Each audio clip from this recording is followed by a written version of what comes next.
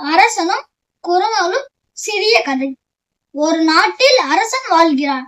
சிப்பாய், குதிரை, யானை, குரங்குகள் வாழ்கிறது. அரசன் ஒரு போருக்கு போகிறான். அரசன் மட்டும் இல்லை, சிப்பாய், குதிரை, யானை எல்லாரையும் கூட்டு போகிறான். அரசன் தோக்கவில்லை, ஜெயிச்சு விட்டான். அன்னைக்கு பார்க்கும் போது அரசனோட குதிரை, யானை, குரங்குகளுக்கு அடிபட்டு உள்ளன. முனிவர் கிட்ட போகிறார்கள். முனிவர் சொல்கிறார், இதுக்கு மருந்து இல்லை. அரசன் வேற வழி இல்லையான்னு கேட்கும் போது முனிவர் சொல்றார், குரங்குகளோட ரத்தத்தை மேல பூசினால் சரியாகிவிடும். அதனால் அரசன் குரங்குகளோட ரத்தத்தை வெட்டி எடுத்து குதிரையும் யானை மேலையும் செலுத்தினார். மீண்டும் கொஞ்ச நாளில் சரிப்பட்டு உள்ளது. குரங்கு தனி மரமா ஒரு குரங்கு இருந்தது.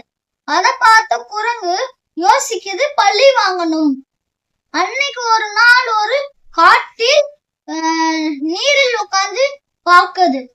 அன்னைக்கு ஒரு சிப்பாய் தண்ணீர் விழுந்து கொண்டார். அதை பார்த்த குரங்கு அதிர்ச்சியில் பார்க்க தண்ணீரிலிருந்து ஒரு ராட்சசன் வெளி வருகிறான்.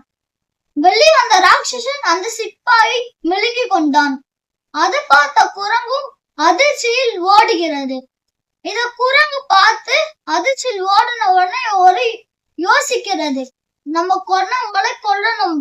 அதை பார்த்த குரங்கு ஒரு பணமும் நகையும் எல்லாத்தையும் அது மேல போட்டு சென்று கோட்டைக்கு சென்றுவின்றது.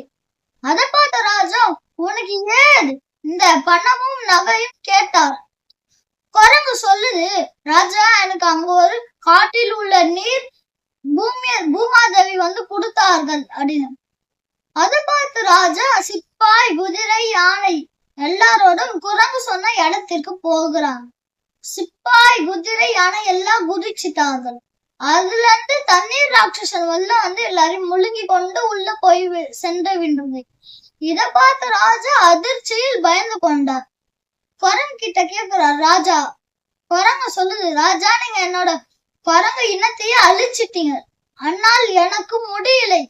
அண்ணால் தான் உங்களோட இனத்தையே அழிக்கணும். நீங்க என்ன மாதிரி ஒரே ஆளா கஷ்டப்படணும் அப்படின்னு சொல்கிறது.